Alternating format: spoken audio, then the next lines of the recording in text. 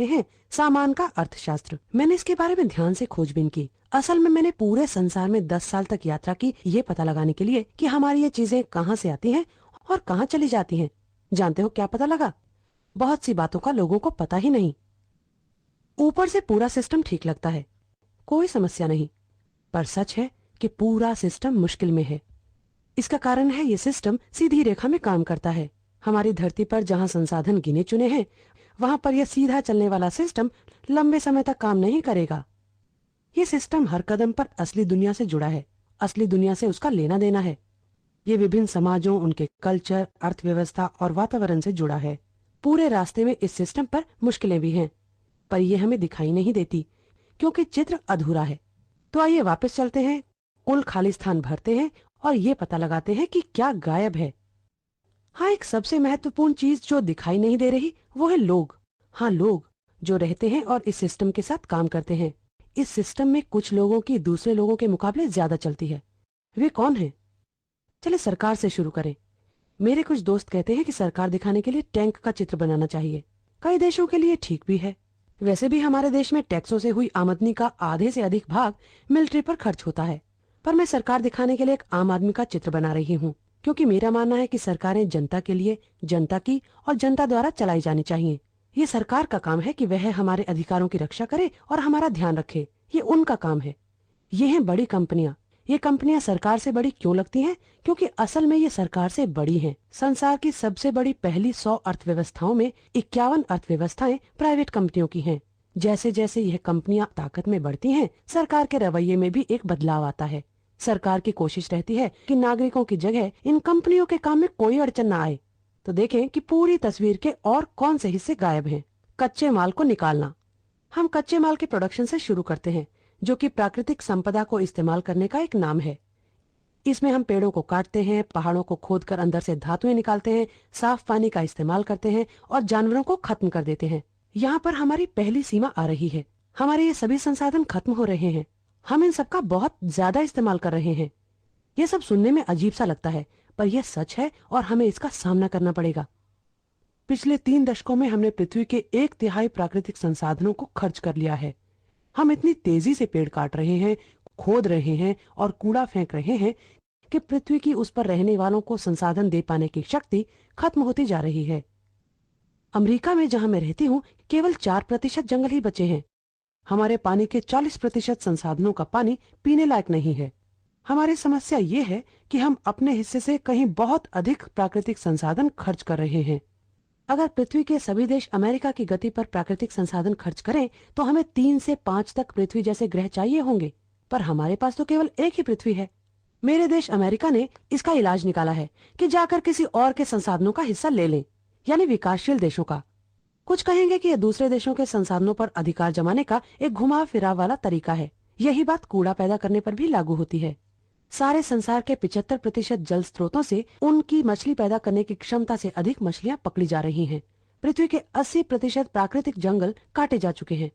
Amazon नदी इलाके में 1 मिनट में 2000 पेड़ काटे जा रहे हैं, यानी हर मिनट 7 फुटबॉल के मैदानों जितना क्षेत्र पेड़ रहित किया जा रहा है। उन लोगों का क्या जो यहाँ रहते हैं? कुछ लोगों के अनुसार यहाँ पर रहने वाले लोगों का यहाँ प्राकृतिक संसाधनों पर कोई अधिकार नहीं। यहाँ के रहने वाले लोगों की खरीदने की क्षमता कम है और इस सिस्टम में अगर आप बहुत सी वस्तुएं नहीं खरीदते तो आपकी कोई कीमत नहीं। तो अब कच्चा माल प्रोडक्शन के लिए जाता है। वहां पर हम प्राकृतिक संसाधनों में ऊर्जा का प्रयोग कर जानलेवा केमिकल मिलाते हैं और ऐसा सामान बनकर बाहर निकलता है जिसमें ये रसायन होते हैं। आजकल मनुष्य द्वारा बनाए गए 1 लाख से ज्यादा केमिकल काम में लाए जा रहे हैं। इनमें से कुछ ही को मनुष्य पर असर के लिए टेस्ट किया गया है। इनका सेहत पर असर क्या होगा, ये केमिकल कितने हानिकारक हैं, इसके लिए कोई टेस्ट नहीं हुआ है। तो हमारे स्वास्थ्य और वातावरण में ये केमिकल क्या प्रभाव डालते हैं, इसका हमें पता ही नहीं। पर एक बात हम जानते हैं, जहरीले केमिकल अंदर और जहरीले केमिकल बाहर। जब तक हम खतरनाक रसायन सामान बनाने के लिए इस्तेमाल करते रहेंगे, तब तक हमारे घरों, काम करने की जगहों, स्कूलों, यहाँ तक कि हमारे शरीर में भी ये खतरनाक केमिकल पहुंचेंगे। जैसे ब्रोमीन से आग बुझाने के रसायन। ये रसायन वस्तुओं को जलने नहीं देते, पर ऐसे रसायन नाड़ी तंत्र यानी दिमाग पर बुरा असर डालते हैं। हम ऐसे रसायन क्यों इस्तेमाल करते हैं? पर फिर भी हम ऐसे रसायनों को कंप्यूटरों, घर के सामानों, सोफों, गद्दों, यहाँ तक कि तकियों में भी इस्तेमाल करते हैं। पहले हम तकियों को ऐसे रसायन में डुबोते हैं, फिर उन्हें घर लाकर 8 घंटे उस पर सर रखकर सोते हैं। मुझे लगता है कि शायद अपने सिरों को आग से बचाने के और बेहतर तरीके हम सोच सकते हैं। चलिए आगे चलें। क्या आप जानते हैं कि खाने की वस्तुओं में सबसे अधिक खतरनाक रसायन किसमें है? मां के दूध में। इसका मतलब हम एक ऐसी सीमा पर पहुंच गए हैं जहां हमारे समाज के सबसे छोटे सदस्य हमारे बच्चों को अपनी मां का दूध पीने से खतरनाक रसायनों की खुराक भी मिल जाती है। कितनी अजीब बात है। मां का दूध पिला पाना ऐसा काम है जो पवित्र है और इसे सुरक्षित होना चाहिए। बच्चों के लिए मां का दूध जीवनदायी है और माओं को यह करते रहना चाहिए, पर हमें इसकी रक्षा करनी है। सरकार को इसकी रक्षा करनी है। मैं सोचती थी कि सरकार हमारा ध्यान रखती है। इस सब खतरनाक रसायनों का सबसे ज्यादा असर तो फैक्ट्री में काम करने वालों पर होता है। उसमें बहुत सारी नवयुवतियां होती हैं। वे ऐसे जानलेवा रसायनों के वातावरण में काम करती हैं जो कैंसर पैदा करते हैं और मातृत्व की क्षमता को खत्म कर देते हैं। मैं पूछती हूँ कि कौन सी मजबूरी है कि नवयुवतियों को ऐसे वातावरण में काम करना पड़ता है। वे कोई और काम क्यों नहीं कर सकती? यही तो इस सिस्टम की खास बात है। स्थानीय काम धंधों और वातावरण के उजड़ने से ऐसे मजबूर लोगों की कमी नहीं रहती जिनके पास कुछ और करने को है ही नहीं। संसार भर में एक दिन में 2 लाख लोग ऐसे वातावरण और स्थानों को जहां वे पीढ़ियों से रह रहे थे छोड़कर शहरों में जाते हैं, झोपड़पट्टियों में रहते हैं और मजबूरी में कोई भी काम ढूंढते हैं, चाहे वो जानलेवा रसायनों के वातावरण में काम करना ही क्यों न हो। तो इस सिस्टम में केवल प्राकृतिक संसाधन ही बर्बाद नहीं होते, पूरी के पूरी जनजातियां और लोग भी बर्बाद होते हैं। अगर जहरीले रसायन डालोगे तो वैसा ही सामान निकलेगा। फैक्ट्रियों से सामान निकलने के अलावा प्रदूषण भी होता है, बहुत सारा प्रदूषण। अमेरिका में उद्योग और फैक्ट्रियां 4 खरब पाउंड जानलेवा रसायन बाहर फेंकते हैं। असली संख्या तो इससे बहुत अधिक होगी। तो यहाँ भी एक सीमा है, क्योंकि कोई भी 4 खरब पाउंड जानलेवा रसायनों के वातावरण में सांस लेना नहीं चाहता। तो वो क्या करते हैं? प्रदूषण फैलाने वाली फैक्ट्रियों को दूसरे देशों में भेज दो, उनके वातावरण और जमीन को प्रदूषित करो। पर प्रदूषित वायु तेज हवाओं द्वारा हम तक वापस आ रही है। क्या होता है जब हम कच्चे माल से वस्तुएं बना लेते हैं? यहाँ से वस्तुएं बांटने या बिक्री के लिए जाती हैं। इसका मतलब है जानलेवा रसायनों से भरी इन वस्तुओं को जल्दी से जल्दी बेच पाना। यहाँ एक ही उद्देश्य है, वस्तुओं की कीमत कम रखना ताकि लोग खरीदते रहें और सामान का भंडार कम होता रहे। कीमतों को कम कैसे रखा जाता है? बेचने वाली दुकानों में काम करने वालों को कम तनख्वाह देकर और उनको मिलने वाले और लाभों को कम करके। यह है कीमत के कुछ हिस्से को दूसरों पर डालना। यानी किसी वस्तु की कीमत में उसको बनाने की सही कीमत नहीं है। इसका अर्थ है कि जो वस्तु हम खरीद रहे हैं हम उसकी असली कीमत नहीं चुका रहे। मैं इस सब के बारे में सोच रही थी जब मैं काम पर जा रही थी। मुझे खबरें सुननी थी तो मैं रेडियो की एक छोटी सी दुकान में रेडियो खरीदने के लिए घुसी। खरीदने के लिए खड़ी हुई मैं सोच रही थी कि इस रेडियो को बनाने और मुझ तक पहुंचाने की कीमत $4.99 कैसे हो सकती है। इसके निर्माण के लिए शायद दक्षिणी अफ्रीका में धातु निकाली गई, इराक में पेट्रोल निकाला गया, चीन में प्लास्टिक का हिस्सा बना और शायद मेक्सिको में 15 साल के एक बच्चे ने एक फैक्ट्री में ये रेडियो बनाया। $4.99 तो दुकान में इस रेडियो को रखने की जगह के किराए से भी कम लागत है। और उस कीमत का क्या जो बेचने वाले लोगों की तनख्वाह या सामान के ट्रांसपोर्ट पर खर्च हुई होगी। तब मुझे महसूस हुआ कि मैंने रेडियो की असली कीमत दी ही नहीं। तो फिर ये कीमत किसने दी? कुछ लोगों ने अपने प्राकृतिक संसाधन खोकर अपनी साफ हवा को प्रदूषित करके बढ़ती हुई कैंसर जैसी बीमारियों से ये कीमत दी। कॉन्गो के बच्चों ने अपने भविष्य का बलिदान करके यह कीमत दी। कॉन्गो के 30% से ज्यादा बच्चे स्कूल छोड़कर कोलतान धातु को खोदने में लग जाते हैं। इसको हम अपने इलेक्ट्रॉनिक्स के फेंके जा सकने वाले साजो सामान में इस्तेमाल करते हैं। तो इन सब लोगों ने अपने स्वास्थ्य के खर्च की कुर्बानी देकर यह कीमत दी ताकि मुझे ये रेडियो $4.99 का मिल सके। इन दी हुई कीमतों का कहीं कोई लेखा जोखा नहीं। कंपनी वाले प्रोडक्शन कीमत को दूसरों पर डाल देते हैं। वस्तुओं का इस्तेमाल, यह है चीजों को इस्तेमाल में लाने का सुनहरा तीर। यह तीर ही तो पूरे सिस्टम का दिल है, वो इंजन जो इस पूरे गड़बड़ सिस्टम को चलाता है। इस तीर को कोई नुकसान न पहुंचे, इस काम में दोनों सरकार और बड़ी कंपनियां लगी हैं। इसीलिए तो 9/11 की दुर्घटना के बाद जब सारा अमेरिका स्तब्ध था, राष्ट्रपति बुश बहुत सारी बातें करने को कह सकते थे, जैसे मातम मनाने को, प्रार्थना करने को, आशा करने को, पर उन्होंने कहा खरीदो। उन्होंने और अधिक खरीदने का नारा दिया। हम खरीदारों का देश बन गए हैं। हमारी पहली पहचान है कि हम एक खरीदार हैं, न कि हम माताएं, अध्यापक या किसान हैं। यही एक तरीका है जिससे हमारी कीमत आंकी जाती है। यह इस बात से भी आंकी जाती है कि हम इस सुनहरे तीर को कितना दे पाते हैं और हम कितनी वस्तुएं खरीदते हैं और इस्तेमाल कर पाते हैं। हम खरीदते हैं और ज्यादा खरीदते हैं और वस्तुएं इधर से उधर आती जाती रहती हैं।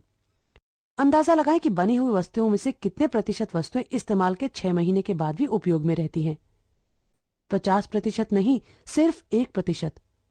इसका मतलब है उस सब सामान का 99% जो हम खोदते हैं, बनाते हैं और ट्रांसपोर्ट करते हैं, उस 99% को हम कूड़ा मानकर फेंक देते हैं 6 महीने के अंदर ही। यदि इस गति से हम वस्तुओं को कूड़ा मानकर फेंकेंगे तो इस पृथ्वी पर रहेंगे कैसे? हमेशा से ऐसा नहीं था। आज एक अमेरिकन 50 साल पहले से दुगना सामान इस्तेमाल कर रहा है। अपनी दादी या नानी से पूछो। चीजों की बचत और चीजों को दोबारा इस्तेमाल कर पाना एक अच्छी आदत मानी जाती थी। फिर ये कैसे हुआ? सचमुच ये सब हुआ नहीं, बल्कि सोच समझ कर किया गया। द्वितीय विश्व युद्ध के बाद ये सब लोग हिसाब किताब लगा रहे थे कि अमेरिकी अर्थव्यवस्था को कैसे तेजी से बढ़ाया जाए। खुदरा व्यापार के विशेषज्ञ विक्टर लीबो ने एक हल सुझाया जो सबने मान लिया। उन्होंने कहा, हमें इतनी सारी वस्तुएं बनाने वाली अर्थव्यवस्था की जरूरत है कि हम वस्तुओं का अधिक उपयोग करना एक जीने का अंदाज बना लें। हम वस्तुओं को खरीदने और उनके इस्तेमाल को एक उत्सव मान लें। हम अपनी आत्मिक अहम की संतुष्टि उपभोग करने में मान लें। हमारी जरूरत है कि लोग चीजें जम कर खरीदें, पुरानी चीजें बदलें और तेजी से उन्हें फेंकें। और राष्ट्रपति आइन तहावर के अर्थ सलाहकारों की काउंसिल के अध्यक्ष ने कहा, अमेरिकन अर्थव्यवस्था का असली उद्देश्य उपभोक्ताओं के लिए और अधिक सामान बनाना है। और अधिक सामान उपभोक्ताओं के लिए? हमारी अर्थव्यवस्था का उद्देश्य यह नहीं है कि स्वास्थ्य की अच्छी देखभाल या शिक्षा या सुरक्षित यातायात या न्याय। कैसे हम सब उत्साहित होकर इस कार्यक्रम में शामिल हो गए। उनकी सबसे प्रभावी रणनीतियों में से दो हैं चीजों का बेकार हो जाना और चीजों का बेकार हो जाना लगना। चीजों को नियोजित ढंग से बेकार हो जाने का मतलब है कूड़ेदान के लिए डिजाइन करना। वे लोग सामान ऐसा डिजाइन करते और बनाते हैं कि वह सामान जल्दी से जल्दी बेकार हो जाए और हम उसे फेंक कर नया खरीदें। प्लास्टिक के थैलों, कॉफी के कपों से इस बात का साफ पता लगता है। पर अब तो बड़ा बड़ा सामान भी, जैसे सफाई का सामान, डीवीडी इत्यादि, हर वस्तु, कंप्यूटर भी। आपने महसूस किया होगा कि जब आप आज कंप्यूटर खरीदते हो तो 2 साल में ही वह पुराना हो जाता है, क्योंकि तकनीक बहुत तेजी से बदल रही है। मैं इसके बारे में जानने को बहुत उत्सुक थी, तो एक बड़ा डेस्कटॉप कंप्यूटर खोलकर देखा कि अंदर क्या है। मैंने पाया कि जो हिस्सा बदल रहा है वो चिप एक कोने में लगा एक टुकड़ा है। पर हर नए मॉडल में इसकी आकृति बदल जाती है, इसलिए आपको पूरे कंप्यूटर को फेंकना पड़ता है और नया खरीदना पड़ता है। मैंने 1950 में छपे उद्योग डिजाइन पत्रिका में छपे वाक्यों को पढ़ा, जबकि वस्तुओं को नियोजित रूप में बेकार घोषित करने की परंपरा शुरू हुई। डिजाइनरों ने इनके बारे में खुलकर बात की। उन्होंने इस बात पर चर्चा की कि वस्तुएं जल्दी से जल्दी टूटे, पर उपभोक्ता का उन वस्तुओं पर विश्वास बना रहे ताकि वह जाकर और खरीदे। यह सब जानबूझकर किया गया था, पर वस्तुएं इतनी जल्दी नहीं टूट सकती कि इस तीर को जिंदा रख सके। तो शुरू हुआ उपभोक्ता की नजर में वस्तुओं का बेकार होने का सिलसिला। इसी कारण तो हम अक्सर ऐसा सामान फेंक देते हैं जो काम कर रहा होता है।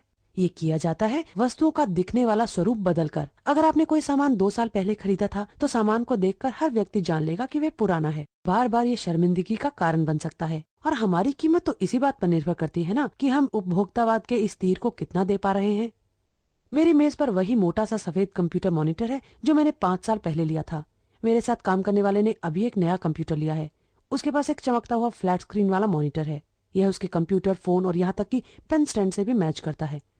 ऐसा लगता है मेरी मेज पर धुलाई मशीन रखी है। फैशन इसका एक बड़ा उदाहरण है। क्या आपने कभी आश्चर्य किया है कि क्यों साल दर साल में औरतों के जूती की एड़ी मोटी से पतली और फिर पतली से मोटी होती जाती है? यह इसलिए नहीं होता कि कैसी जूती की एड़ी औरतों की सेहत के लिए ठीक है, बल्कि इसलिए होता है कि पतली एड़ी वाले फैशन के साल में मोटी एड़ी पहनने से सबको पता लग जाता है कि आपने उपभोक्तावाद के तीर को कुछ नहीं दिया, इसलिए आपकी कीमत ऊंची हील पहनने वालों से कम है। उद्देश्य है जूते खरीदते रहो। विज्ञापन और मीडिया का इस सब में बहुत बड़ा हाथ है। अमेरिका में हम सब में से हर एक पर एक दिन में 3000 से अधिक विज्ञापन बरसाए जाते हैं। हम एक साल में जितने विज्ञापन देखते हैं उतने तो 50 साल पहले लोगों ने अपने पूरे जीवन में भी नहीं देखे होंगे। विज्ञापन क्या करता है? सिर्फ यह एहसास पैदा करता है कि जो हमारे पास है वो आज के हिसाब से नहीं है। तो दिन में 3000 बार हमें बताया जाता है कि हमारे बाल ठीक नहीं, हमारी खाल ठीक नहीं, हमारी कार ठीक नहीं, हम ठीक नहीं। पर ये सब कुछ ठीक हो सकता है अगर हम खरीदने पर उतारू हो जाएं। मीडिया भी इस सब को छुपाने में मदद करता है। इस वस्तु के अर्थशास्त्र का जो हिस्सा दिखाई देता है वह है खरीदारी। कच्चे माल का निकालना, वस्तु का प्रोडक्शन और वितरण हमारी दृष्टि से परे होता है। इसलिए अमेरिका में पहले से बहुत ज्यादा वस्तुएं हैं, पर हमारा राष्ट्रीय खुशी का इंडेक्स सबसे ऊपर था लगभग उस समय जब यह उपभोक्तावादी पागलपन की शुरुआत हुई। है ना मजेदार बात? मुझे इसका कारण पता है। हमारे पास वस्तुओं की तो बहुतायत है, पर हमारे पास ऐसी बातों के लिए समय की कमी है जो हमें सच्ची खुशी देती हैं, जैसे परिवार, दोस्त, खाली समय। हम पहले से ज्यादा मेहनत कर रहे हैं। कुछ विशेषज्ञों का कहना है कि हमारे पास उतना भी समय नहीं है जितना सामंतवादी व्यवस्था में काम कर रहे लोगों के पास था। क्या आप जानते हैं कि हम अपने बचे कुचे खाली समय में कौन से दो बड़े काम करते हैं? टीवी देखते हैं और खरीदारी करते हैं। अमेरिका में यूरोप के मुकाबले खरीदारी पर हम 3 से 4 गुना ज्यादा समय खर्च करते हैं। फिर हम काम पर जाते हैं, घर आते हैं तो बुरी तरह थके होते हैं, इसलिए अपने नए सफेद सोफे पर पड़ जाते हैं और टीवी देखते हैं। टीवी पर विज्ञापन हमें बताते हैं कि हम ठीक नहीं हैं। अच्छा महसूस करने के लिए हम खरीदारी करते हैं, फिर खरीदे हुए सामान की कीमत देने के लिए और ज्यादा मेहनत करते हैं। हम इस पागल कर देने वाले काम टीवी खरीदारी के चक्र में ऐसे फंस जाते हैं कि रुक नहीं पाते। चीजों का कब्रिस्तान। अंत में उन सब वस्तुओं का क्या होता है जिन्हें हम खरीद लेते हैं? उपभोग की इस दर पर यह हमारे घरों में नहीं समा सकता। हालांकि साधारण अमेरिकी घर का आकार 1970 से लेकर आज तक दुगना हो गया है। सामान कूड़े के रूप में बाहर जाता है और अब शुरू होता है वस्तुओं का फेंकना। सामान के अर्थशास्त्र के इस हिस्से को हम सब जानते हैं, क्योंकि हमें ही तो कूड़े को बाहर ले जाना पड़ता है। अमेरिका में रहने वाला हम में से हर एक दिन में 2 किलो कूड़ा पैदा करता है।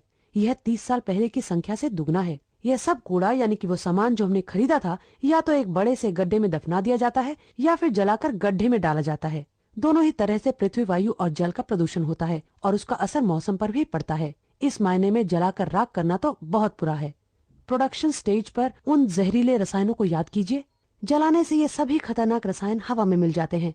असल में ये हवा में मिलकर और भी खतरनाक हो जाते हैं, डायक्सिन की तरह। और बेकार वस्तुओं को जलाने के यंत्र डायक्सिन का सबसे बड़ा सोर्स है। इसका मतलब है कि यदि हम बेकार वस्तुएं या कूड़ा जलाना छोड़ दें, तो हम सबसे खतरनाक जहरीले रसायन के स्रोत को बंद कर सकते हैं। हम इसे आज ही रोक सकते हैं। अब कई कंपनियां अमेरिका में कूड़े को जमीन में दबाने और जलाने का काम नहीं करना चाहती, तो वो ये सब काम भी दूसरे देशों को भेज देते हैं। और बेकार वस्तुओं को दोबारा इस्तेमाल करने की बात, हाँ, वस्तुओं का दोबारा इस्तेमाल या रिसाइकलिंग मदद करता है। एक तो ये कूड़ा कम करता है और दूसरी ओर कच्चे माल को निकालने और प्रोडक्शन पर दबाव कम होगा। हाँ, हमें वस्तुओं की रिसाइकलिंग करनी चाहिए। रिसाइकलिंग कभी भी काफी नहीं होगी। इसके 2 कारण हैं। पहला, हमारे घरों से निकलने वाला कूड़ा पूरी समस्या का बहुत छोटा सा भाग है। घर के कूड़े का हर एक थैला जो हम बाहर रखते हैं, 70 और थैले ऐसे तैयार हो रहे होते हैं वस्तुओं के रूप में, ताकि हम उनको फिर कूड़े में बदल सकें।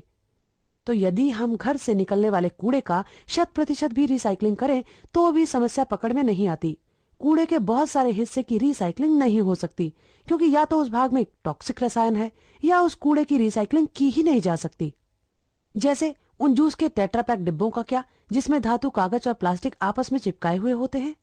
आप इनको रिसाइकलिंग के लिए अलग कर ही नहीं सकते। तो आप स्वयं महसूस कर सकते हैं कि ये पूरा सिस्टम मुसीबत में है। इसमें चलते हुए हम बहुत सारी सीमाओं से टकरा रहे हैं। बदलते मौसम से लेकर घटती खुशी तक ये सब काम नहीं कर रहा।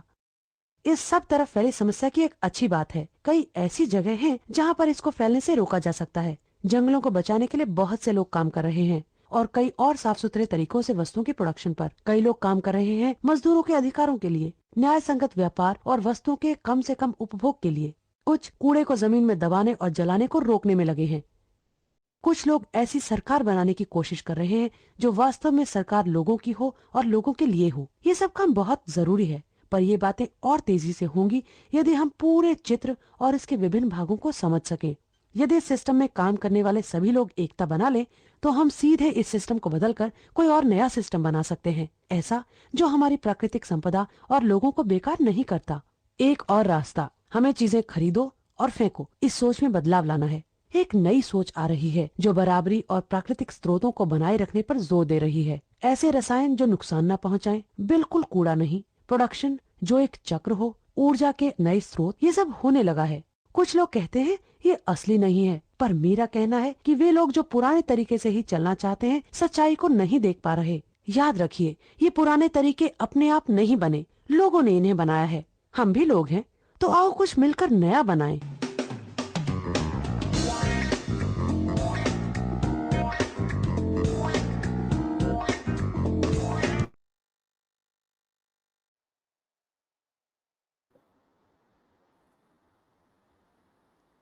बहुत बढ़िया। तो आपने देखी कहानी, कैसी लगी ये कहानी आपको, द स्टोरी ऑफ स्टफ? क्या सीखा हमने? 2 मिनट कहें, उसके बाद हम लोग शुरू करते हैं पठन को। जी। मम्मी, जानकी दीदी, निमिषा दीदी, हिमांशु भाई, कहिए कहिए कुछ। हिमांशु भैया कहिए, कैसी लगी ये डॉक्यूमेंट्री आपको? क्या सीखा? कहाँ पर ध्यान गया? जो भी व्यक्ति कुछ कहना चाहें, आपका ऑडियो वीडियो ऑन करके कह सकते हैं।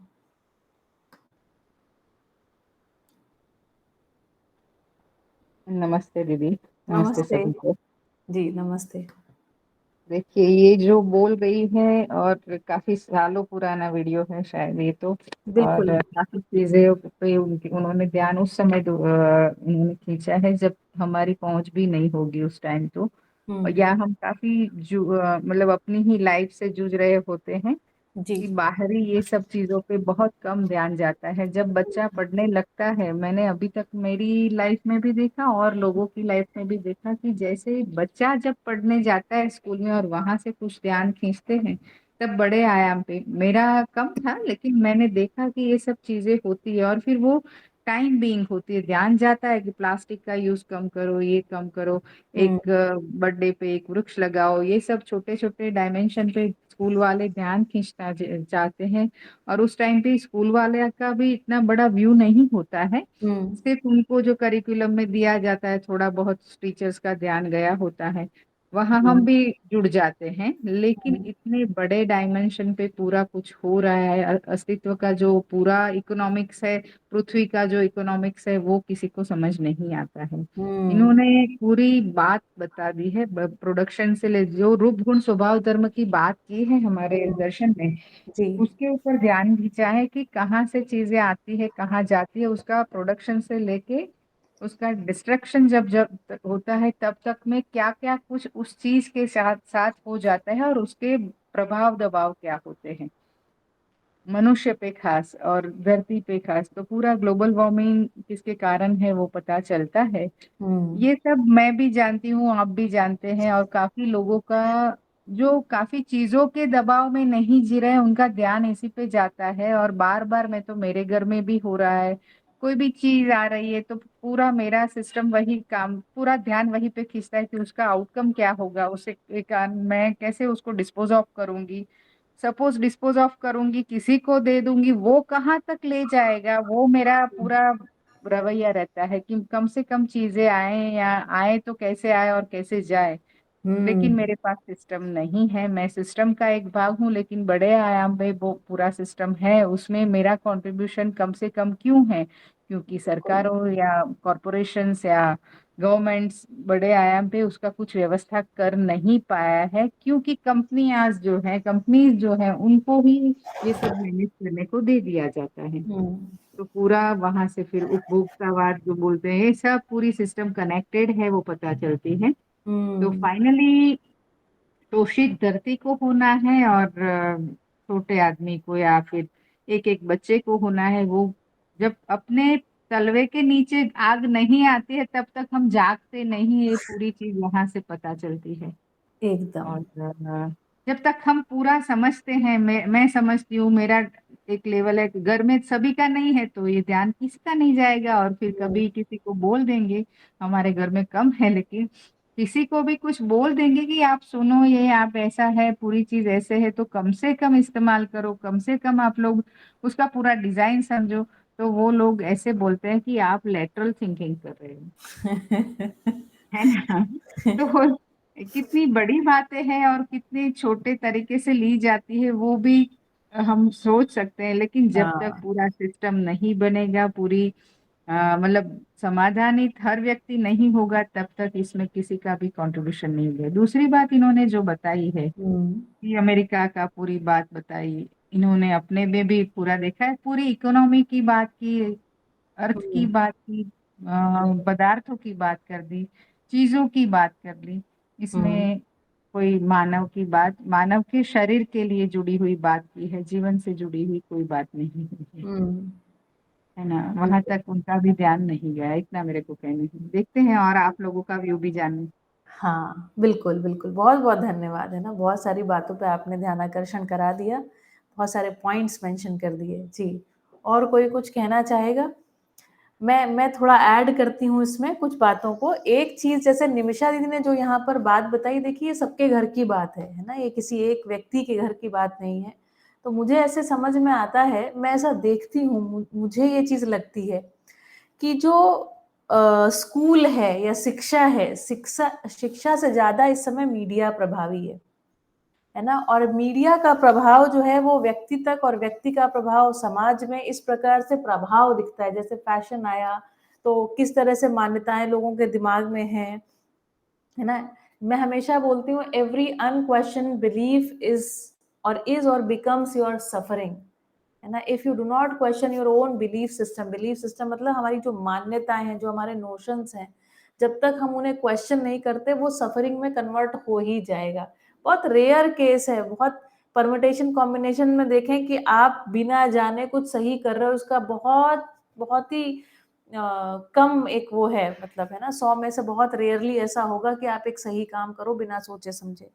ठीक है, तो हमें एक चीज़, मतलब मैं ये बात देख पाती हूँ, मैंने शिक्षा पे काम किया काफ़ी साल, 10 साल तो बच्चों के इंडिविजुअली मैंने अपना इंस्टीट्यूट जो रन किया, उसके अलावा मैंने कॉलेज में पढ़ाया, है ना? तो और स्कूल में खुद पढ़ी हूँ, स्कूल कॉलेज गई हूँ, तब मैंने ये देखा कि स्कूली शिक्षा से अधिक मीडिया का प्रभाव है, मीडिया का प्रभाव व्यक्ति पर खूब चढ़ के मीडिया के ऊपर किसका प्रभाव है? व्यापार का प्रभाव है। व्यापार के क्या है? लाभोन्मादी व्यापार है। उसका लक्ष्य क्या है? लोगों को भोगोन्मादी बना देना, वही व्यापार का लक्ष्य है। बाबा जी ने इस परिचय शिविर में ही काफ़ी सारी इस बात को लेकर के बातें कही। इसके बाद मैंने देखा, जो व्यक्ति थोड़ा जागरूक हो जाता है, उसके ऊपर मान लीजिए इन सब चीज़ों के प्रभाव से मुक्त हो जाता है, तो व्यवस्था के दबाव के अंतर्गत जीने लग जाता है। जैसे हम लोग सही करना चाहते हैं, लेकिन सही करने की जगह उपलब्ध नहीं है ना? तो इससे एक बात ये समझ में आती है, व्यवस्थाएँ सही बनाने के लिए कार्यक्रम को निकालना पड़ेगा, कुछ कार्यक्रम होना पड़ेगा। और ऐसा कौन करेगा? तो ऐसा लोग ही करेंगे। ठीक है? बढ़िया। और कोई कुछ जोड़ना चाहे तो बिल्कुल जोड़ सकते हैं। फिर हम आगे पठन को शुरू करते हैं। चलिए, ठीक है। तो मुझे लगता है शुरू कर सकते हैं। जी, अंकित भैया, कहिए। हाँ जी, नमस्ते। नमस्ते। हाँ, एक्चुअली मैं थोड़ा बहुत स्टॉक मार्केट देखता हूँ, तो बीच में 2-3 साल पहले कुछ चाइना में कुछ केमिकल प्रोडक्शन बैन कर दिया गया, क्योंकि वो इतनी जहरीली उससे हवा में प्रदूषित होने लगा कि जीना ही मुश्किल हो गया। तो वो सारा बिजनेस हमारे इंडिया में मतलब ट्रांसफ़र होने लगा, तो उससे मतलब सब खुश होने लगे, स्टॉक मार्केट खुश होने लगा कि ये बिजनेस हमको मिला। तो ये अगर विद्या नहीं मिली होती, ये नहीं देखा होता इस दृष्टि से, तो हमको लगता, मेरे को लग रहा होता कि सबको ऐसा लग रहा है कि ये ग्रोथ हो रहा है। मीन्स जो चीज़ वहाँ पे बैन हुई है, उस चीज़ का हमको बिजनेस मिल रहा है, तो वी आर वेरी हैप्पी। वो सारे स्टॉक मल्टीबैगर हो गए, मतलब लास्ट 3-4-5 साल में, क्योंकि सारा हाँ, बिजनेस। मिल गया। Yes yes. तो जो जहरीले केमिकल का प्रोडक्शन वहाँ बैन हुआ, उसकी वजह से हमको मौका मिला, और उसे हम ग्रोथ का मौका समझ रहे हैं। देखिए, मृत्यु के आमंत्रण को मौका समझ लिया हमने। मनुष्य की यही पीड़ा है ना? हम विकास शब्द जब हम सुनते हैं ना, विकास हो रहा है, विकसित देश है, विकासशील, ये सब जब शब्द सुनते हैं, बड़ा अच्छा लगता है। मतलब आप सोचिए, किसी को लगे विकास, है ना? क्यों अच्छा लगता है? क्योंकि मूलतः हम चेतना है, और चेतना को विकास शब्द अच्छा लगता ही स्वभाव से। लेकिन हम किसको समझने लग गए कि अब हम क्या विकसित कर रहे हैं, किसको विकास मान लिया? ये हमारी मान्यतावश, है ना, मृत्यु का आमंत्रण हम दे बैठते हैं, है ना? एक आपने इसमें तो कहा, रीजन भी एग्जैक्टली मालूम है कि इस वजह से यहाँ पे आया है, हाँ। फिर भी हम उसको सेलिब्रेट कर रहे हैं। यही विडंबनाएं हैं, यही आयरनी है, यही मूर्खता की पराकाष्ठा है ना? तो सही बात है ना? हमको पता है कि ऐसा क्यों हुआ है, फिर भी मीडिया से लेकर के, है ना, व्यक्ति तक ये काम में लगा हुआ है। प्राउड फील हो रहे हैं कि इंडिया को अभी सारा बिजनेस मिलेगा। मतलब देशभक्ति भी किस तरह से बिलीफ सिस्टम से काम करती है वो भी पता चलता है कि हमारा देश के प्रति जो प्रेम है वो हाँ। भी पता चलता है कि हम कितने नोशनवश है। वैसा जो दीदी ने बताया कि you should ask your belief system की ये मैं कैसे। यस। लेकिन ध्यान जाने के लिए सही मायने में इंफॉर्मेशन उपलब्ध है, फिर भी लोगों का इतने दबाव में है संवेदनाओं में कि हम लोग वो पूरी चीज अवेलेबल है सामने है, उसके ऊपर मनन भी कोई नहीं करता। हाँ। देखिए काफी चीजें मैंने देखी घरों में, किसी का ध्यान हम दिलाना चाहते हैं कि ये गलत हो रहा है तो गलत बताने वाले के ऊपर सब लोग चढ़ जाते हैं, ना कि जो चीज गलती हो रही है उसके उसके प्रति मतलब मैच्योर लोगों हम्म। की भी बात करें, सो कॉल्ड मैच्योर लोग जो बिल्कुल घर में बिल्कुल। हैं, उनके लिए जो गलती बताता है वो उसका स्वभाव खराब है ऐसा बोल के, मतलब वो भी जैसे दर्शन जब पता चला और उसमें भाषा की जो परिमार्जन हुआ, किस तरह कहना चाहिए, किस समय कहना चाहिए, वो भी हमारे में बाद में ही पनपा। पहले हम्म। इतना बड़ा नहीं था, कहने का तरीका शायद हमारा कम था, लेकिन और भाई बहनों में मैंने देखा कि एकदम धड़ाक बोल देते हैं, तो जो व्यक्ति बोलता है उसके स्वभाव पे चर्चा हो जाती है।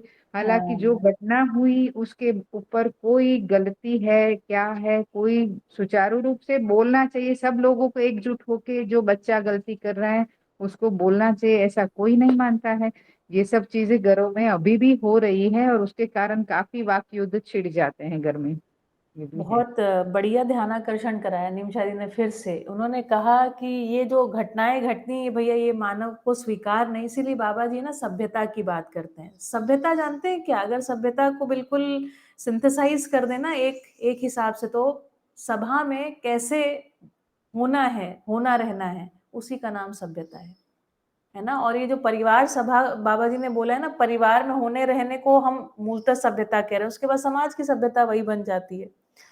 तो हमें बहुत सारी चीजें सीखने की आवश्यकता है। जैसे इसमें मैं एक चीज कहना चाहती हूँ, हो सकता है सुनने में अच्छी ना लगे, लेकिन हमारे पहले की जो पीढ़ी थी है ना, जिसमें तर्क पूरा नहीं था और मीडिया और किसी ना किसी विधि से भ्रम पूरा बढ़िया बैठ गया था, है ना। तर्क पूरा नहीं है, भ्रम है, और अच्छी अच्छी एक तरफ आदर्शवाद की बातें भी सिखा रहे हैं और दूसरी तरफ हमें ही प्रोत्साहन दिया जा रहा है कि आप ऐसा करो, है ना। दबाव है, जैसे हम किस चीज को लेकर के उत्सवित होते हैं ना, तो मैं हमेशा बोलती हूँ कि जब हम कोई भी व्यक्ति अच्छा भोगने की स्थिति में पहुंचता है तो उस हम चीज के लिए उसको कॉन्ग्रेचुलेशंस बोलते हैं कि बढ़िया बड़ी गाड़ी खरीद ली तो कॉन्ग्रेचुलेशंस, ये हो गया। आप देखिए जितने बार भी आप लोगों को ये कॉन्ग्रेचुलेशंस बोलते हैं ना, उतने बार देखिए कितने बार वो व्यक्ति बेहतर भोगने की स्थिति में है और उसको हम खूब अच्छा मान रहे हैं, उसका खूब गुणगान हो रहा है। हमारे घरों में ही ऐसा हुआ है। जब हम छोटे बच्चे थे, हमारे जो भाई बहन जो विदेश चले गए या जो खूब अच्छा कमा रहे हैं ना, तो उनका ही गुणगान महिमा मंडन करते करते हम, ये संस्कृति है और ये हम इस विधि से यहाँ पहुंच गए, है ना। जिसने खूब शादी में खर्चा किया उसका खूब महिमा मंडन है। तो समाज का भी दबाव है, समाज का दबाव बनता रहता है और हम प्रेरित होते रहते हैं, हमारी अगली जनरेशन प्रेरित होती रहती है। जी दीदी। जी मैं ये भी मतलब आपने भी जो बोला वो भी हम लोग सुन पाते हैं घरों में कि जिस तरह हाँ से ये महिमा मंडन होता है, कॉन्ग्रेचुलेट करते हैं, उसकी बजाय मेरे साथ एक घटना हुई थी। मैं है ना लगभग 2009 की बात है ये, दीदी, जब हो मेरे सके तो यहाँ आपका वीडियो ऑन करके शेयर करिए, लोग है ना अच्छे से कनेक्ट हो पाते हैं। मैं सभी को रिक्वेस्ट करूंगी, मुझे भी अच्छा लगता है। जी। कभी कभी हाँ मतलब हाँ, बाल बाल बनाए नहीं होते हैं तो सॉरी। कोई बात नहीं, तो हम भी बना के नहीं ये बैठते, सब ऐसे ही बैठ आई एम जाते हैं। सॉरी। हाँ हाँ। तो ये चीज ऐसे है कि 2009 में मेरे यहाँ एक ऑस्ट्रेलियन लेडी आती थी, जी। मैरियन विक्टा नाम था उसका। और वो लोग भी कोई ऐसे ही कनेक्टेड थे, उसको मिनिस्टर्स बोलते हैं जैसे हमारे यहाँ प्रबोधक है। हम्म। वो लोग डायनेटिक्स करके एक थ्योरी के साथ, डॉक्टर एल रॉन हबर्ट देखें आप, उसके काफी बुक्स भी हैं और काफी डायमेंशन से वो लोग काम करते हैं बॉडी क्या माइंड नाम है? सोल के हिसाब से। क्या नाम है उनका? डायनेटिक्स डायनेटिक्स डायनेटिक्स, ओके ठीक है। By L Ron Hubbard. हाँ ओके ठीक है। तो वो लोग भी बहुत सारे आयामों पे लर्निंग्स पे काम करते हैं, स्टडी टेक्नोलॉजी करके उनका छोटे छोटे बुकलेट्स होते हैं। तो थोड़ा बहुत मैं उसके मतलब एज ए पेशेंट वो तो आई थी और मेरे से जुड़ गई, उसको बहुत अच्छा लगा। मैं उसमें एक एटीट्यूड देखती थी, जब भी वो मेरे क्लिनिक पे आती थी, काफी लोग मेरे से जुड़े हुए होते हैं, वो लोग मेरे से बातें करते हैं, तब तक वो बैठी रहती थी।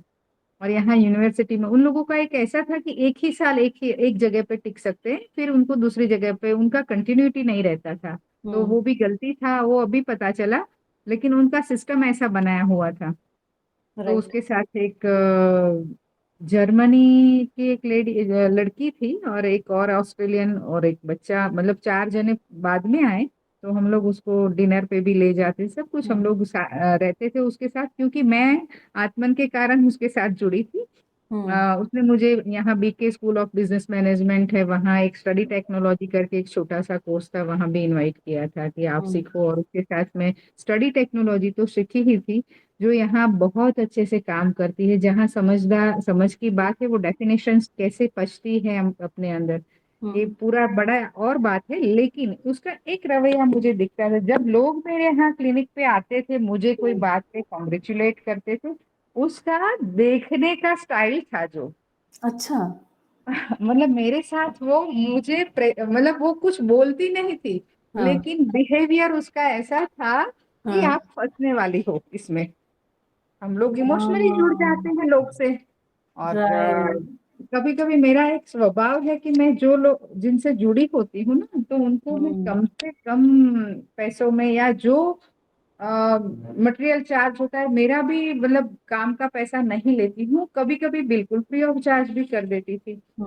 तो मुझे उसने उस टाइम बोला और मैं सीखी नहीं। देखो, जैसे हमारी मान्यताओंवश हम इतने गिरे होते हैं कि वो जो कहना चाहती थी वो मेरे में पेनिट्रेट परफेक्टली अब हो रहा है, जब उसको मैं सोचती हूँ तो कि ये करना चाहिए। जब दर्शन समझा तो काफी चीजें मेरे में स्पष्ट बहुत हुई है, मैं काफी सफर रही हूँ, इमोशनली काफी एक्टिव थी और साथ में अध्यात्म से जुड़ी, लेकिन विचार आयाम बहुत काम करता था हमारा भी कि ये प्रॉब्लम कहाँ है। तो जो हम लोगों को क्या करना चाहिए, मैं क्यों ये बात बता रही हूँ कि हम लोगों को क्या, जो जानते हैं वो लोग भी कॉन्ग्रेचुलेट करते हैं, लेकिन जब वो मुझे देखती थी तो मुझे ऐसे मतलब उसका देखने का तरीका ऐसा था कि फंसने वाली हो तुम। You will be disappointed. तो ये चीज हम नहीं कर पाते हैं। तो और उसका देखना ऐसा भी नहीं था कि तुम हीन हो या दीन हो, हाँ। ऐसा नहीं, लेकिन एक पॉइंट आउट, कुछ पॉइंटर था उसकी दृष्टि में कि फंसने वाली हो तुम, है ना? समझ में आ रही है भाषा, मेरी भाव, बात? भंगिमा है ना, हाँ। अंगहार, मुद्रा है ना, ये सब से वो जी। आपको सत्य बता देती थी, है ना? सही थी कि हाँ। आप मतलब ये संबंध नहीं है, वो भी पता चलता था। वो लोग हम्म। काफी मतलब डायनेटिक्स को जब मैंने फिर पढ़ा, मेरे पास अभी भी उसकी बड़ी बुक है और उसमें भी डेफिनेशंस बहुत है, लेकिन काफी डिफिकल्ट लगता था उस टाइम पढ़ने को मेरे को। तो वो मुझे उसमें भी वही बताना चाहते हैं कि कहाँ कहाँ गलतियां हो रही हैं। आप पढ़ना, कभी पढ़ने को टाइम मिले तो, थोड़ा बहुत बढ़िया है उसका, बहुत सारे आयामों पे नहीं है काम उनका। प्रयास काम है, कम कर रहे प्रयास हैं अच्छा है लेक्चर। कुल मिलाकर के। प्रयास अच्छा है, बड़ा हाँ। सेंटर है एलए में उनका, और अच्छा। पूरे वर्ल्ड में है उनका काफी। अब तो शायद वो होगी कि नहीं पता नहीं, क्योंकि उस टाइम वो 60 अब था उनका एज, वाह। है ना? तो और उनको मिनिस्टर्स बोलते हैं वो लोग, मिनिस्टर्स कौन से मिनिस्टर्स याद भी नहीं है। वो बढ़िया काम, और स्टडी टेक्नोलॉजी का कभी हम कुछ अभ्यास का बात आएगा तब बात करेंगे, है ना? बिल्कुल बिल्कुल लेकिन बिल्कुल, हम जो बढ़िया। जानते हैं, हम लोग हाँ। जानते हैं, जो कॉन्ग्रेचुलेट करते हैं किसी को 2 या 4 गाड़ी मिल जाती है उस टाइम, तो उस टाइम यस उनकी यस। तरफ ऐसे देखना चाहिए कि आप, एक तो रॉन्ग कंट्रीब्यूशन हो रहा है आपका समाज में, हम्म। व्यवस्था में, और उसके साथ साथ आप फंसोगे भी। ऐसा बिल्कुल एक देखिए। दृष्टि का विकास होना चाहिए, हाँ। है ना? हाँ बिल्कुल वी आर। बिल्कुल, देखिए दीदी, पता है हमारे समाज का दबाव बहुत काम करता है। जैसे मैं, बाबा जी ने कहा स्वधन स्वनारी स्वपुरुष दयापूर्ण कार्य व्यवहार। आप देखोगे हमारी जो सोसाइटी है ना, काफी एक समाज का दबाव अच्छा खासा है। सही स्वनारी है। स्वपुरुष के लिए तो अच्छा खासा हिंदुस्तान का जो समाज है ना, अच्छा खासा दबाव है। सही आप है। गलत कर नहीं सकते हैं। मनुष्य एकदम सही नहीं हुआ है, उसके बावजूद भी वो सही की लाइन पे ही किसी भी प्रकार से वो चल तो रहा ही है। तो सही है। समाज का दबाव बहुत बड़ा दबाव, आप कल्पना कीजिए यदि समाज का दबाव इस प्रकार से पड़ने लग जाए, जैसे आपने कहा ना, उसने मुझे सिर्फ ऐसे देख दिया, कंग्रेचुलेट नहीं किया, दूसरी बात देख दिया, वो नजर आपके भीतर आज भी गड़ी हुई है ना। तो इसका मतलब है कि हम सत्य को कम्युनिकेट नहीं कर रहे हैं, असत्य में ही जी रहे हैं। इसको असत्य में जीना कह रहे हैं कि एक तो खुद गड़बड़ है, खुद सोच लिया भोग ही सबसे अधिक श्रेष्ठ है। देखिए ना, सारा पूजा पाठ कर्म कांड है ना, सारी इच्छाएं, सारे प्रार्थनाएं सब इसीलिए कि हम बेहतर से बेहतर भोगने की स्थिति में आ जाएं, है ना। तो मैं वही कहती हूँ, मैं हमेशा कहती हूँ, एजुकेशन का काम है आपको कंजम्पशन से कंट्रीब्यूशन की तरफ ले जाना। अभी हम कंजम्पशन से कंट्रीब्यूशन माइंडसेट को क्रिएट नहीं कर पाए, ये शिक्षा का काम है। वरना हम 4 विषय 5 संवेदनाओं में भोगने के लिए ही पैदा होते हैं। हमारा बिल्कुल सहज आकर्षण भोग की तरफ है ना। इसको और बढ़ाने की जरूरत नहीं है। तो समझदारी कि भाई जैसे बाबा जी, अगर हम नहीं समझेंगे तो भी असंग्रह को नहीं समझ पाएंगे, है ना। जैसे फिर आदर्शवाद की तरफ चले जाएंगे, फिर वो विरक्ति वाला, भक्ति विरक्ति वैराग्य वाली स्थिति में पहुंच जाएंगे, तो वो भी नहीं सही। हम क्या उपभोग कैसे कर रहे हैं, उपयोग, सदुपयोग, प्रयोजनीयता, इस स्तर पर हमको सोचने की आवश्यकता है ना। तो ये है ना। चलिए बढ़िया, हम लोग आज थोड़ा पठन को अब शुरू कर लेते हैं। बहुत बढ़िया है ना, डिस्कशन होता है तो हम सब आगे बढ़ते हैं। ठीक है, चलिए। तो बाबा जी कह रहे हैं, समझदारी से ही परंपरा रूप में सह अस्तित्व को प्रमाणित करते हैं। सुख के 4 चरण हैं, समाधान, समृद्धि, अभय, सह अस्तित्व में जीना। समाधान किस स्तर पर है? व्यक्ति के स्तर पर है। व्यक्ति के स्तर पर मतलब कॉन्फ्लिक्ट रेजोल्यूशन चाहिए हमें।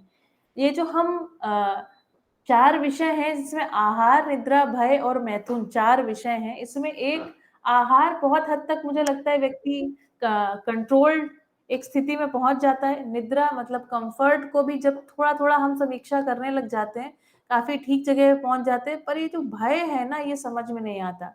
और रिप्रोडक्शन, ये भी जगह पे काफी व्यक्ति, मुझे लगता है एक सामान्य व्यक्ति, हमारे आप जैसे जब जो लोग हैं वो तो काफी संतुलित हैं, पर ये जो भय है ये हम समझ नहीं पाते। और शरीर के, अपने स्वयं को शरीर मानने के कारण, भ्रमवश अपने को शरीर मानने के कारण, ये एक साइकिल में हम पड़े रहते हैं और इससे आगे बढ़ने का कोई कार्यक्रम अभी तक नहीं है। ज्यादा से ज्यादा थोड़ा बहुत जो साइकोलॉजिकल हेल्प जब आप कहीं रिसीव करते हैं, वो थोड़ा आपके लिए जरूर काम कर पाती है, वरना इस जगह पर हम काफी पीड़ित हैं भय के स्थान पर, ऐसा मुझे लगता है। ऐसा मेरा मानना है, मैंने इसको कहीं सुना नहीं है, पर चूंकि मैं काउंसलर हूँ, मुझे लगता है अधिकतम लोग यहीं फंसे रहते हैं और कॉन्फ्लिक्ट रेजोल्यूशन नहीं कर पाते, एक बड़ी दृष्टि नहीं देख पाते, शरीर के नश्वरत्व को, जीवन के अमरत्व को नहीं समझ पाते, बौद्धिक नियमों में नहीं जी पाते, इस कारण से वो त्रसित रहते ही हैं। बाबा जी कह रहे हैं, ये 4 चीज प्रमाणित होता है तो हम सुखी हो जाते हैं। जब तक ये चारों चीज नहीं आती है, तब तक हम समझदार परंपरा में से के लिए प्रयत्न करते रहते हैं, है ना। तो चाहे जैसे आज डायनेटिक्स की बात करी, या हम आज से पहले जितने भी हुए प्रयोग हैं, जितने भी प्रयास है, उसको हम देखें तो समझ पाएंगे कि मूल में एक अच्छे की ही चाहत है। पूरा नहीं हो पाया, लेकिन कुछ कुछ प्रयास तो मनुष्य ने किया ही है। इस प्रयत्न के क्रम में ही हम तमाम जप तप पूजा पाठ योग यज्ञ कर डाले हैं, बहुत सारी चीजें भी इकट्ठा किया है ना। जो संग्रह विधि जो आज हमने दिखाई ना, द स्टोरी ऑफ स्टफ, ऐसा भी हमने करके देखा। जैसे उसमें आज स्टोरी में क्या बताया गया कि जब अमेरिका पर दुख का समय आया है ना, जब उनका वर्ल्ड ट्रेड सेंटर ये हुआ, तब उसके बाद जब दुख का समय आया तो लोगों ने, तो उनका प्रधानमंत्री जो है या उनका जो राष्ट्रपति, वो क्या बोल रहा है, कह रहा है कि आप लोग ग्रीव करने की जगह, प्रे करने की जगह, बातचीत करने की जगह क्या करिए, सामान को खरीदने लग जाइए। इस तरह की स्थिति में हम पहुंच जाते हैं। हमको लगता है कि हम जो नाखुशी है उसको हम खरीद करके पूरा कर सकते हैं ना, we can be happy by buying, है ना, that will not happen. We think we can be happy by consuming, that will also not happen. किंतु सब लोग खुश नहीं हुए, सभी सुखी होने के लिए समझदार होना है ना। इसमें और आगे आप जानेंगे ना, तो अमेरिका बहुत बुरी हालत में है, मानसिक स्थितियां अमेरिकन लोगों की ठीक नहीं है। समझदारी सब में पहुंचाया जा सकता है। समझदारी के लिए पहला चरण है अस्तित्व को समझना। अस्तित्व 4 अवस्था में है। पहला पदार्थावस्था, जिसमें मिट्टी, पाषाण, मणि, धातु आदि हैं, ये सब अपने अपने आचरण में प्रमाणित हैं ही। देखिए, यहीं से कृतज्ञता का सूत्र निकलता है कि एक एक वस्तु अपने आचरण में है, इसके कारण अग्रिम अवस्था की अग्रिम अवस्था आ पाती है या उत्सवित होकर के ही, जब हम आचरण पूर्णता ही उत्सवशीलता है, तो उत्सवशील होने के कारण ही क्रमिक विकास दिखाई पड़ता है ना। तो हम यहाँ पर इस बात को पहचान पाते हैं। जब पहचान पाते हैं तो कृतज्ञ हो पाते हैं एक एक कण के प्रति। एक बहुत सुंदर गाना है, ये आसमान, ये बादल, ये हवाएं, हर एक चीज है अपनी जगह ठिकाने पे, ऐसा एक बहुत सुंदर गाना है, कभी आप सुनिएगा या आपने सुना जरूर होगा। बहुत दिनों से शिकायत नहीं जमाने से, ऐसा कुछ गाना है ना। दूसरी प्राणावस्था, जिसमें सभी पेड़ पौधे वनस्पतियां औषधियां हैं, ये सब भी अपने आचरणों में स्वयं प्रमाणित, बीजानुसंगीय विधि से प्रमाणित है। तीसरा जीवावस्था, जिसमें मानव को छोड़कर सभी जीव पक्षी आते हैं, ये सभी भी अपने त्व सहित व्यवस्था के रूप में प्रमाणित हैं ही। चौथा ज्ञानावस्था, जिसमें मानव ही है जिसका व्यवस्था में होने में अभी प्रतीक्षा है। अब सोचिए, सबसे विकसित अवस्था सबसे पीछे है, क्या मतलब है इसका? दुख नहीं होगा तो क्या होगा? तो हमारा चरित्र भी विकसित के रूप में होने की आवश्यकता है ना। तो हमारा कहाँ विकास होना है? चेतना का विकास होना है, चरित्र का विकास होना है। तो इसलिए हमें विकास शब्द बहुत अच्छा लगता है, लेकिन हम विकास को कहीं का कहीं समझ लिए हैं और उस हिसाब से जी रहे हैं। अब कुछ अन्यथा समझ लिए हैं, वही मैं कहती हूँ ना, जैसे सोचते कुछ है, होता कुछ है ना। तो ऐसा हो रहा है, इसी कारण से दुख है। आचरण के रूप में हर वस्तु अपनी व्यवस्था को प्रमाणित करते हैं, मानव भी अपने आचरण के अनुसार प्रमाणित करेगा। तो मानव में अनिश्चित आचरण किस विधि से आएगा? न्याय को समझने से, न्याय को कर पाने से। एक बालक जो है वो सत्य वक्ता और न्याय का याचक के रूप में आता है इस धरती पर, है ना। न्याय प्रदायी क्षमता से लैस हो जाए, यही शिक्षा का कार्यक्रम है, वही अधूरा है ना। तो मानव भी अपने आचरण के अनुसार प्रमाणित करेगा। ये एक सूत्र मिलता है, इस सूत्र को हम आप सबको जांचना ही है। जांचने जाते हैं तो अपने में कौन सा चीज समझने वाला है, उस चीज को पहले समझना है ना। हमारे में कौन सी चीज समझने वाली है? तो मनुष्य में जो आत्मा है वही दृष्टा पद में है, या चैतन्य पक्ष ही दृष्टा पद है ना। तो जांचने जाते हैं तो अपने में कौन सा चीज समझने वाला है, उस चीज को पहले समझना, समझकर निर्वाह करने वाला क्या चीज है, इसको समझना। तो चैतन्य पक्ष ही समझेगा, चैतन्य पक्ष ही निर्वाह करेगा। और समझकर क्या पाएंगे, उसको समझना है ना। ये सब बातें समझने से हमें क्या मिल जाएगा, तो इसको समझना। तो इससे क्या होगा? जड़ जड़ के साथ जो हमारी आसक्ति है ना, इसी को बाबा जी कह रहे हैं ह्रास की तरफ गति है। तो ये आसक्ति से मुक्ति हो जाएगी। यह मानव का पहुंच है, this is the reach of human being, है ना। इतना हमारा, ये हमारा पोटेंशियल है। मानव ज्ञानावस्था में गण्य है। ज्ञानावस्था में गण्य होने का क्या आधार है? मानव जीव चेतना क्रम में जिसको समझा हुआ समझता है, उसी ढंग से कार्य व्यवहार करता है। वह जाना नहीं रहता, तब भी मानने की बात हर व्यक्ति में है, और जीव चेतना में जीते हुए हम इसको जानते हैं। ऐसा कहता है, दावे के साथ जाना नहीं रहता, माना रहता है, लेकिन बोलते समय जानता हूँ कहता है, ये व्यतिरेक है, क्योंकि जीव चेतना में जीते हुए सर्वशुभ के अर्थ में सत्यापित करना बनता नहीं।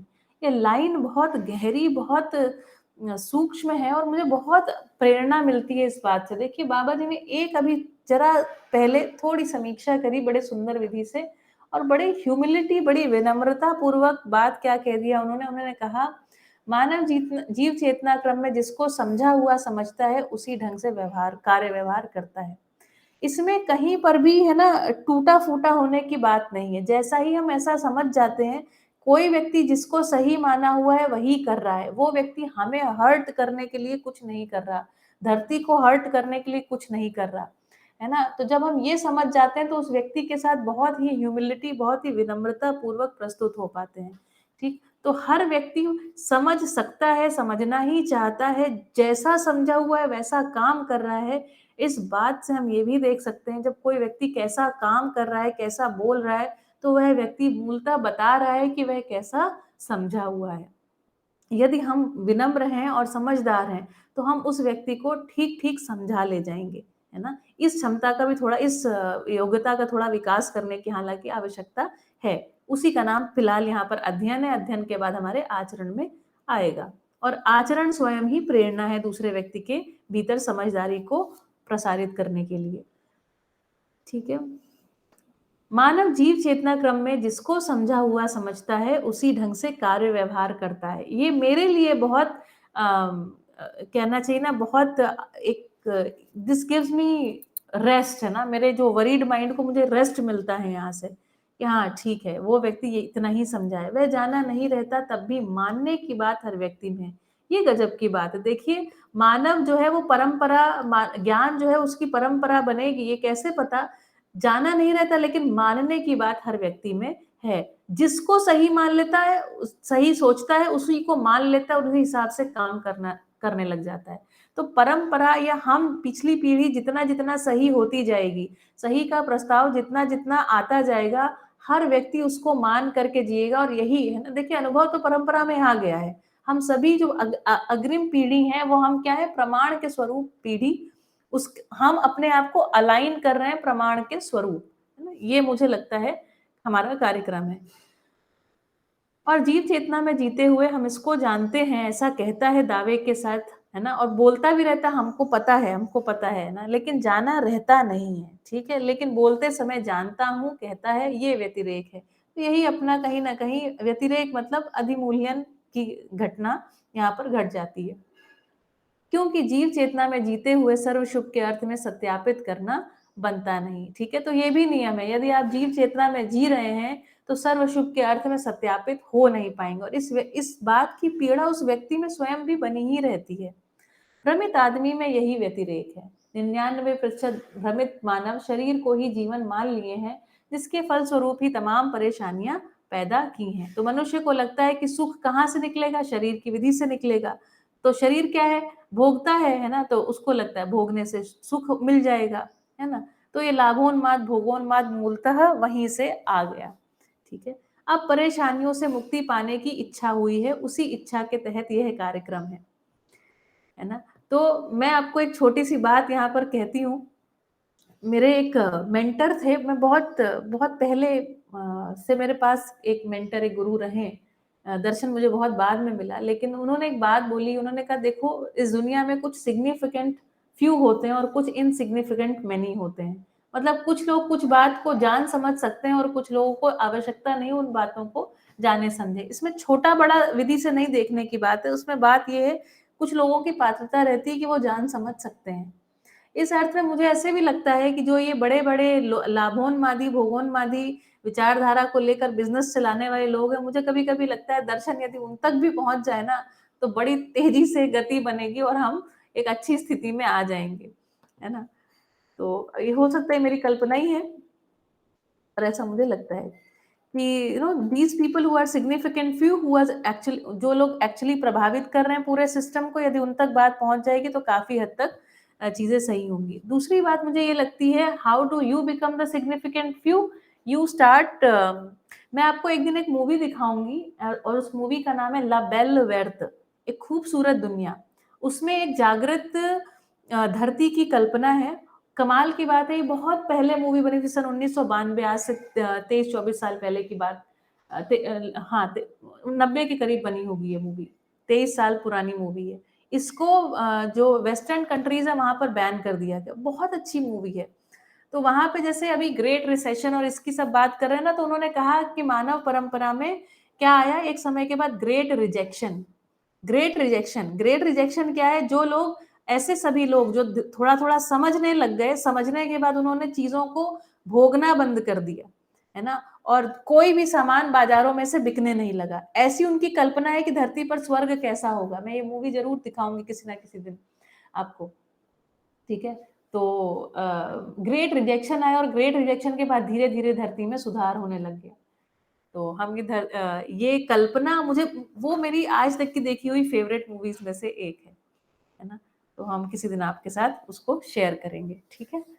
चलिए, तो मुझे लगता है आज के लिए इतना ही पर्याप्त है। हम लोग आज हमने काफी डिस्कशन किया, काफी इंटरेस्टिंग चीज को देखा, और देखते जाइए हम कहाँ कहाँ पर, मुझे लगता है अपने आप से, जैसे मैंने शुरुआत की थी आज की क्लास की, कि we can afford it, but can this earth afford it, है ना। ये प्रश्न पूछने की जरूरत है।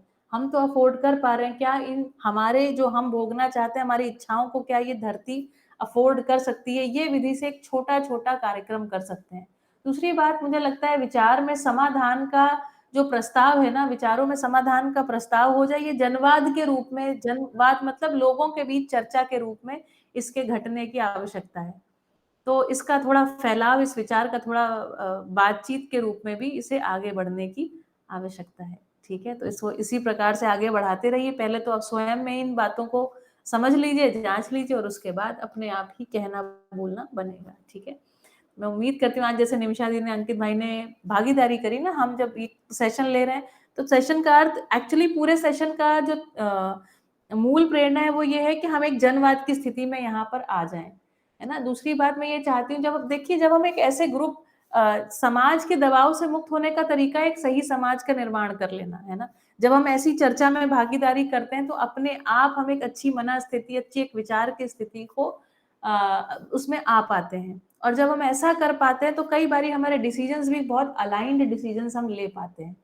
ठीक है, तो मेरे ख्याल से इसी के साथ सभी को नमस्ते। रणछोड़ भाई, आपका स्वागत है।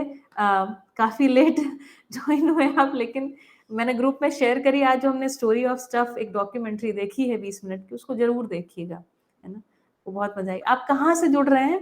अहमदाबाद से। अहमदाबाद से, ठीक है। आपका अध्ययन वगैरह हुआ है? कुछ कुछ हुआ है।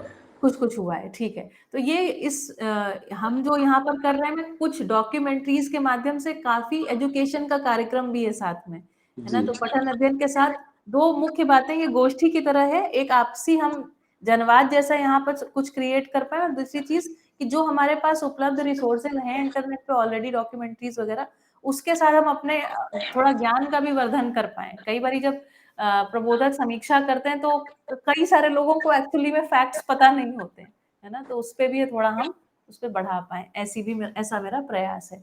ठीक है, एक चलिए। प्रकार का ध्यानाकर्षण हो रहा है दीदी, आप जो फिल्म्स दिखाती है, स्लोगन्स या एनीथिंग जो भी, तो उसके द्वारा एक ध्यानाकर्षण हो रहा है लोगों का कि ये चीज ऐसे है, और उसके प्रति हमारा ध्यान दर्शन के रेफरेंस से कैसे खुलेपन से जाना चाहिए, हाँ, है ना, यस। वो बढ़िया बात हो रही है।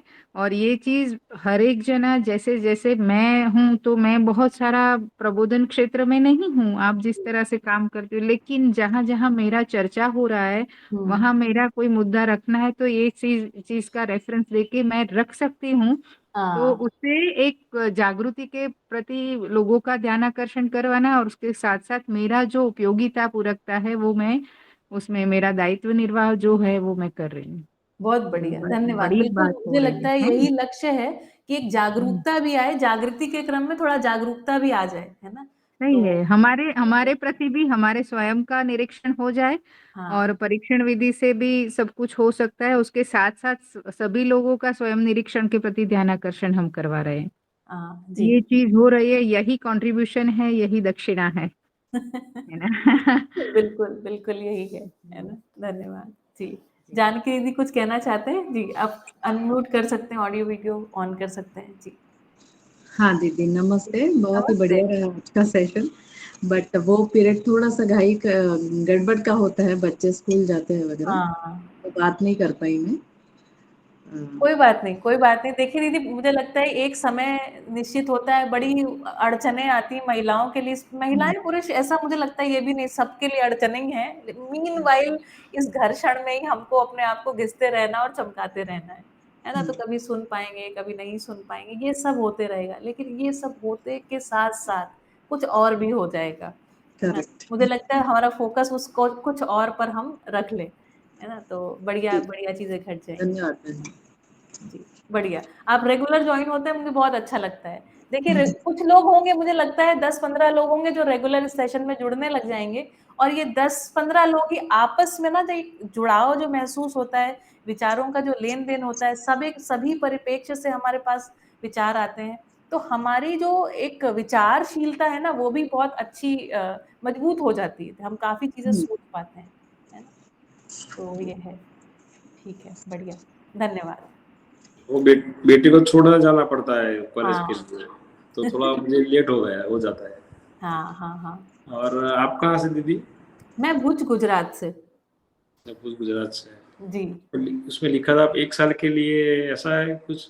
हाँ, प्रेस मैंने ऐसा देखिए दर्शन जो है ना उसने हमारे जीवन में कहते हैं ना मूल-चूल परिवर्तन कर दिया और मैं ऐसे सोचती हूँ कि कुछ मुझे भी वापस गुरु दक्षिणा बाबा जी को देनी है ना?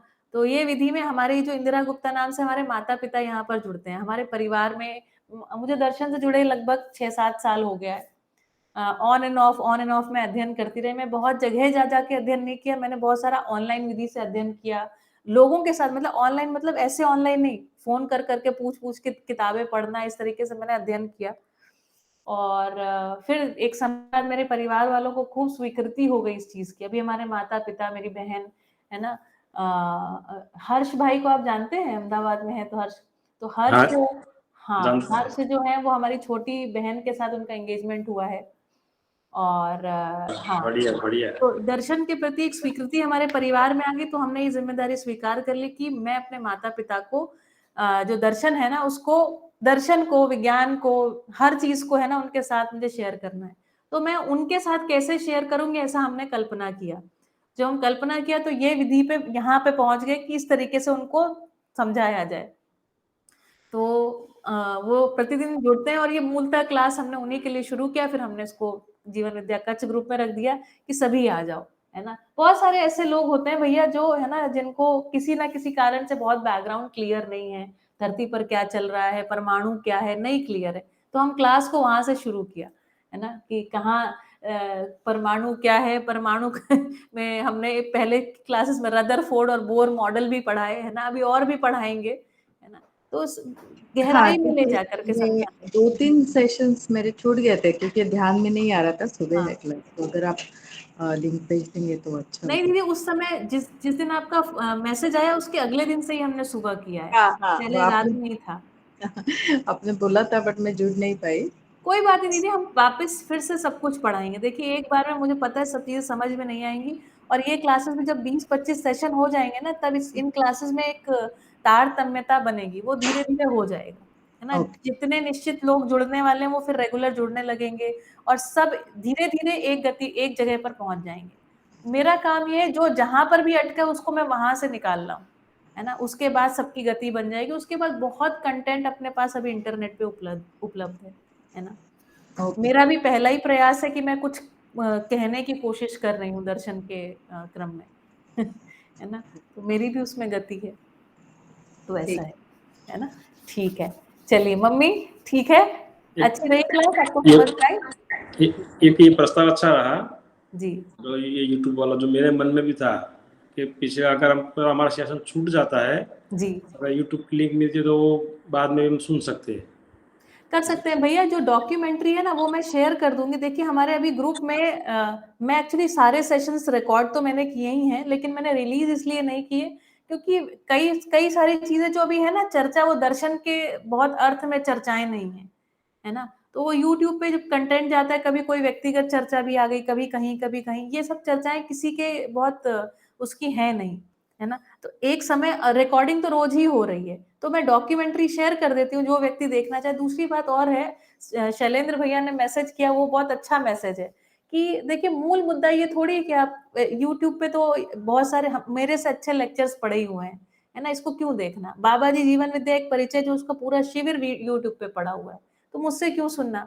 है ना? मैं जो मेरे मन में कोई भ्रम है वो भी मिला के कभी बोल ही सकती हूँ, ये सब भी घटेगा ही, है ना? तो मुझे लगता है ये बहुत किसी को लगे कोई बहुत आ रहा है और एक दिन का सेशन छूट गया उसके लिए ठीक है, लेकिन इसको पब्लिकली मुझे लगता है कि पोस्ट करना मुझे लगता है ठीक नहीं है अभी।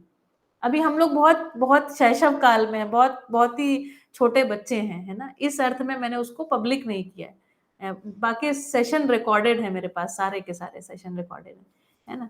तो करेंगे जैसे आप एक दिन नहीं आएँगे तो आप मुझसे लिंक माँगेंगे तो मैं शेयर कर दूँगी। ताकि हाँ आपका फिर वो गति ना छूटे, है ना? अभी तो हम सब लड़खड़ाते हुए किसी तरीके से उठ के गति बनाने का ही प्रयास कर रहे हैं।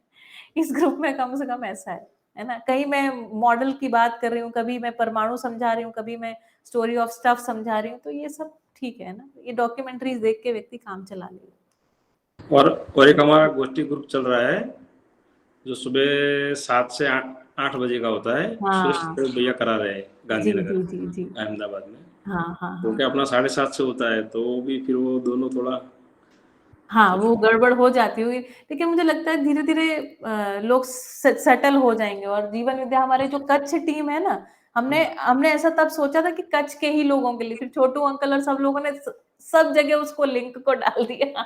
नहीं बढ़िया ना, सबको मतलब जैसे हाँ, योगेश भाई करा थे, योगेश भाई उपाध्याय, हाँ, तो उनका 5:30 बजे होता है, अच्छा, फिर 6:30 बजे उनका पूरा होता है, जी, 6:45 बजे, फिर 7 बजे सुरेश भाई का होता है, हाँ, उनका 8 8:30 बजे पूरा होता है। हाँ।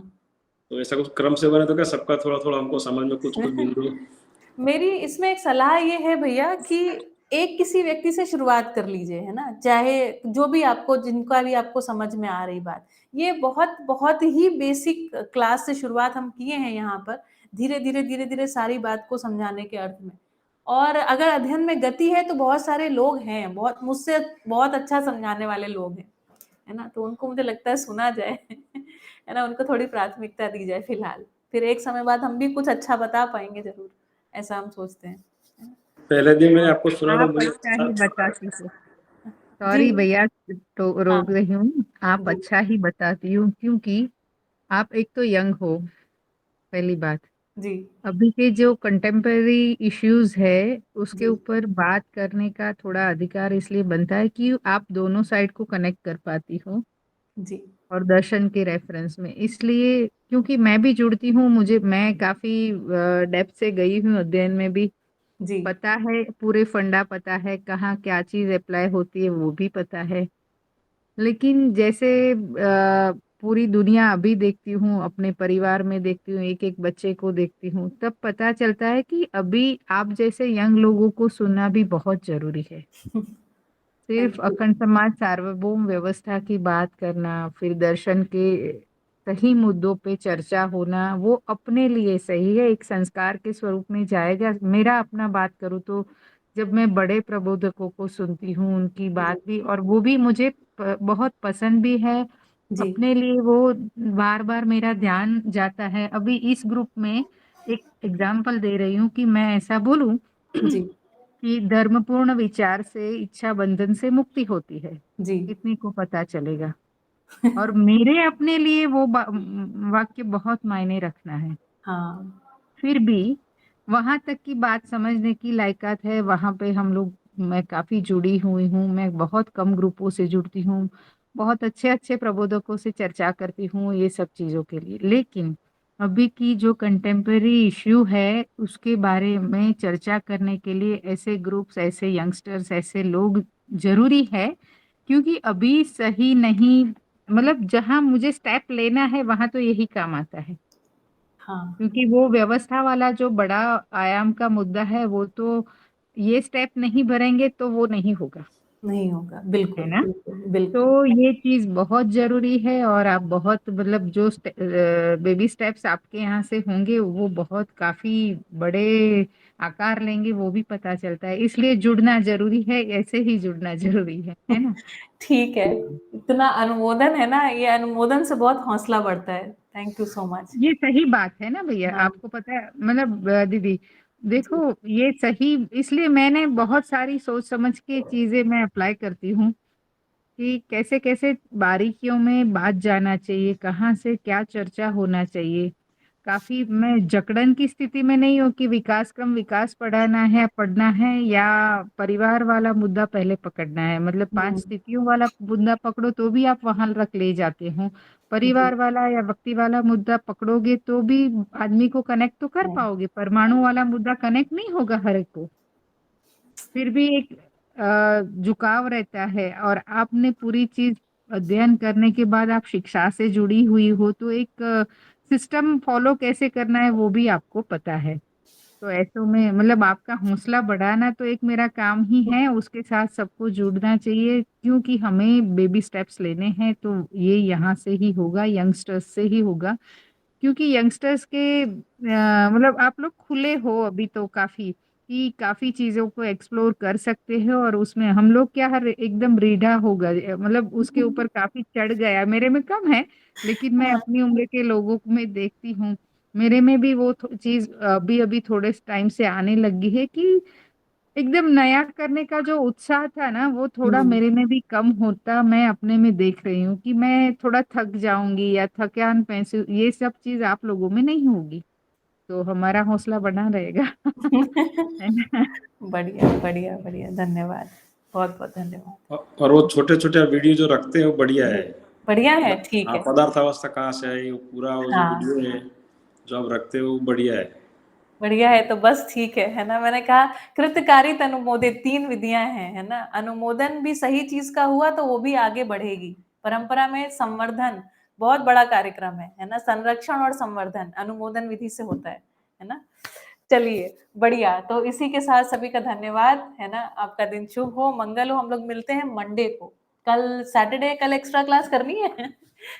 ठीक है, हम मिलते हैं मंडे को, है ना। मंडे को मिलना ठीक रहेगा। चलिए, नमस्कार।